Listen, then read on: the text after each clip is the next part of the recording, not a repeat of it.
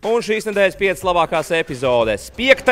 vietā Lapmežciemā aizvadītajā nedēļas nogalā viesojās ne tikai basketbols, bet arī cirks. Kristaps Mēdis it kā piespēles grozā apakš Gromovam, bet beigās laimīgs tālmetiens grozā. Lūk, cik veiksmīga epizode Mēdisam. 4. vietā atkal uzdevuma augstumos aģents 0011 Endrijs Šmits. Visu pirms Jūrmālas Karaļvalstī centās ielausties Roberts Krūmiņš.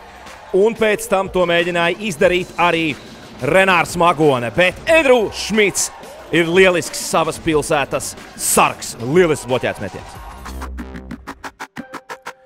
3. vietā pārtvērta bumba Jūrmālai, tad būs 2 punktu. Roberts Krūmiņš saka, nē, šī nebūs tava lielā diena. Atriebības bloks Robertam Krūmiņām. 2. vietā gala auta izspēle Jūrmālas komandai. Aģents Šmits it kā liek bloku, te pēkšņi pats ielaužās studentu mazpilsētiņā un nolauž grozu.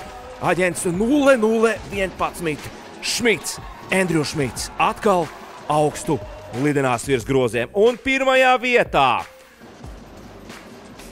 uzbrukuma beigas pēdējās sekundes. Edgars Jeromanovs no paša Ragaciema trāpa tālmetienu Lapmežciema grozā. Edgars Jeromanovs, šīs nedēļas labākā epizode.